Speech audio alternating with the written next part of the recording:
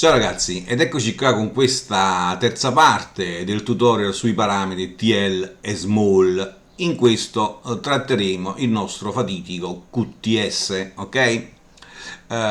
Ricordiamo per chi si fosse perso il tutorial precedente cosa sono questi parametri TL Small. Sono un insieme di specifiche che definiscono le caratteristiche elettromeccaniche dei drive degli altoparlanti in genere, ok? Possiamo definire il QTS una misura senza unità adimensionale, appunto, che caratterizza lo smorzamento elettrico e meccanico combinato dell'altoparlante. La Q sta ovviamente per smorzamento, T totale, S sistema, quindi smorzamento totale del sistema. Ok? A mio modesto avviso, ma penso che sia abbastanza condiviso, il QTS è fra i parametri più importanti, è cruciale per determinare la qualità e la performance complessiva di un sistema audio, quindi anche di un altoparlante. È proporzionale all'energia immagazzinata diviso per l'energia dissipata, il tutto sempre definito alla frequenza di risonanza, alla fs, ok? Ricordiamo che la natura di questo Q, di un sistema oscillante, è il rapporto tra la sua energia immagazzinata e quella rilasciata.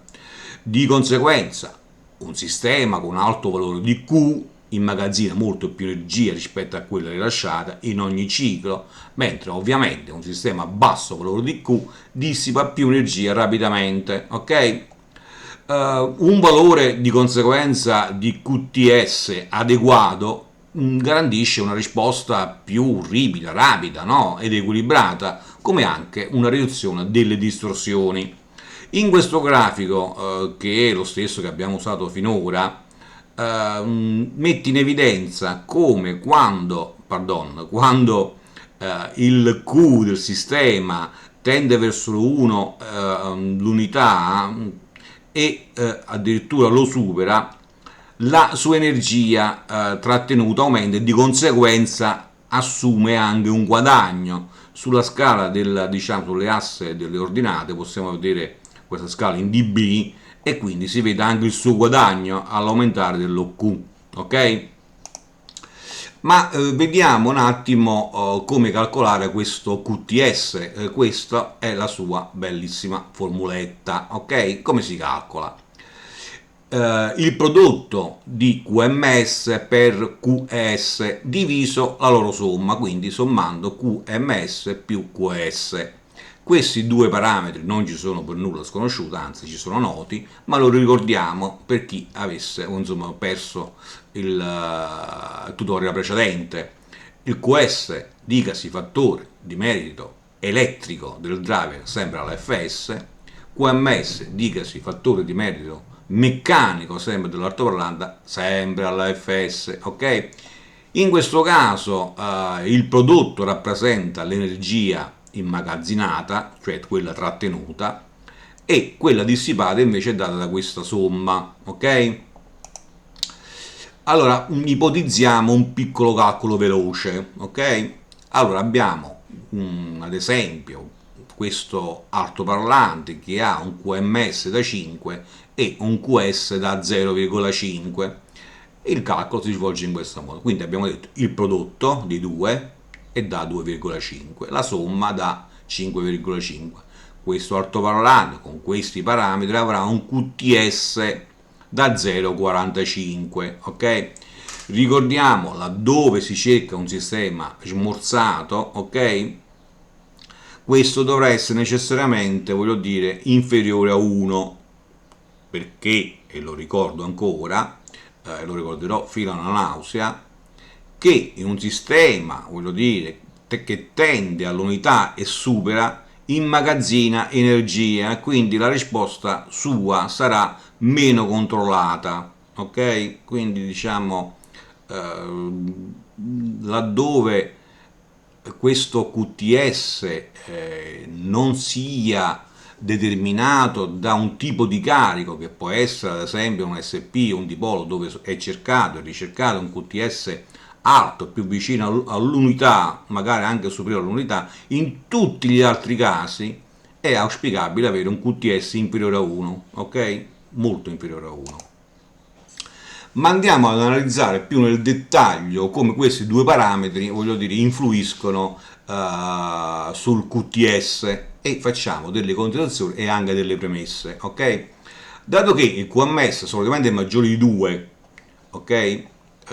Perché 1 vuol dire mancanza di smorzamento, quindi non è pas possibile, voglio dire, che un altoparlante non abbia smorzamento meccanico, ok? Mentre il QS tende, nel caso si cerca questo un buon smorzamento o un smorzamento significativo, solitamente è una frazione di 1. E cosa possiamo dedurre da questa analisi? Che in questa formuletta il QMS gioca un ruolo secondario. Appunto, dicevamo che generalmente è superiore a 2, quindi maggiore di 1, dove 1, e lo ripeto, è un'assenza di smorzamento, non è pas possibile, avrà un'influenza minore nel rapporto complessivo, mentre il QS è più determinante, poiché, essendo di norma compreso tra, come dicevamo, meno 1 può raggiungere anche lo 0,3, 0,27, 0,26, 0,25 a seconda del prodotto, in quel rapporto, in quel prodotto, per essere preciso, potrà nel caso rappresentare una percentuale da sottrarre al QMS. Nella somma invece il QMS, voglio dire, è un semplice addendo, voglio dire, è un mero numero da aggiungere ed è poco significativo, ok? Cosa significa questo? Che una piccolissima variazione del QS si tradurrà in una grande variazione del QTS. Quindi, laddove cercato un buon sistema smorzato, ok? Il QTS, come abbiamo ben capito, dovrà essere sicuramente inferiore a 1. Ora, dato che il QMS è compreso di norma da 2,10, ok? Generalmente, per far sì che questo rapporto sia inferiore all'unità a 1, cioè questo rapporto qua, e magari vicino allo 0,5, necessariamente il QS dovrà essere una frazione di 1 e tendenzialmente anche lui vicino allo 0,5 per essere preciso, ok? Perché in questo caso rappresenta una percentuale da sottrarre al QMS che inevitabilmente, voglio dire, è maggiore di 1 e maggiore anche di 2, abbiamo visto, ok? E sarà l'unico modo per far sì che il denominatore pardon, sia maggiore del numeratore, affinché possa produrre questo risultato meno di 1, ok? Laddove ricercato ovviamente. Vengo a spiegare più nel dettaglio. Allora, premesso che si cerca un altoparlante che sia ben smorzato, quindi con QTS inferiore a 1 e più vicino allo 0,5, il QS dovrà essere necessariamente meno di 1, ok? E più vicino allo 0,5, perché solo in questo caso questo prodotto, ok, diverrà una divisione, o meglio ancora, una percentuale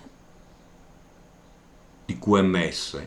Lo 0,5 tradotto vuol dire che sono 5 decimi in frazioni, o meglio ancora 50 centesimi. E 50 centesimi cosa vuol dire? Il 50%, quindi stiamo calcolando il 50% di 5. Infatti il 50% di 5 è 2,5, cioè tradotto diviso 2. E solo in questo caso il numeratore sarà inferiore al denominatore e produrrà un valore meno di 1, laddove, ripeto, ricercato. Ok? Allora, per rafforzare questa tesi, facciamo queste due ipotesi. Questo è il QTS iniziale, raddoppiamo il QMS, ok? Da 5 lo portiamo a 10 e vedete che il QTS si aumenta, ma in modo poco significativo, passa da 0,45 a 0,47 e un pochino. Mentre quando andiamo a raddoppiare il QS, quindi da 0,5 lo passiamo a 1, pardon, il QTS quasi raddoppia anche lui, da 0,45 passa a 0,83 un pochino.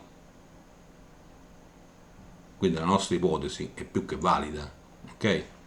Qua ho estremizzato, ok? Ho ipotizzato un QS superiore a 1 e vedete che i due valori si eguagliano, e tendono all'unità e la possono anche superare. Quindi laddove non ricercata bisogna evitare che il QS sia uguale a 1 o maggior di 1, deve tendere, voglio dire, allo 0,5, ok? Ripeto, laddove ricercato, ricordo, nei sistemi a dipolo si cerca un QTS alto, nei sistemi chiusi, quali la SP o sospensione pneumatica, si cercano alti valori di QTS. Quindi in questo caso voglio dire, non è un problema avere un QS alto e di conseguenza un QTS alto, ok? Bene, ora, visto e considerato che abbiamo bello che svisciato il QTS, andiamo alle nostre formulette inverse. Faccio una premessa: queste formulette inverse sono valide se e solo se il QS e il QMS siano maggiori del QTS, perché ovvio, al denominatore, se il QMS fosse uguale o inferiore al QTS, qua uscirebbe un valore non accettabile, cioè uscirebbe 0 o un valore negativo, quindi non è pas possibile. Dicosi lo stesso per il QTS, il QS, pardon. Se fosse uguale al QTS o minore del QTS, uscirebbe lo stesso pastrocchio, ok? Comunque sia, laddove avessimo questo QS e QMS maggiori del QTS, si possono ricavare in questo modo. Se ci serve ricavare il QMS, facciamo il prodotto di QTS per QS diviso il QS meno QTS. Dalla stessa stregua, dicasi per quanto riguarda il QS, facciamo il prodotto di QTS per QMS meno QTS e ci ricaviamo questo QS. Bene, spero di non aver tralasciato nulla, credo di sì. Spero anche di non aver commesso qualche grosso errore, eventualmente me lo segnalate, correggiamo in qualche modo, aggiungendo qualche nota, mi sono un po' impastato. Ricordo per chi fosse interessato a tali argomenti di iscriversi al canale, non vi costa assolutamente nulla. Laddove il video vi sia piaciuto, mettete un mi piace, fate vostre cadete a me ovviamente. E nulla, come dicevo, mi fermo qua, ci sentiamo per la prossima, ciao!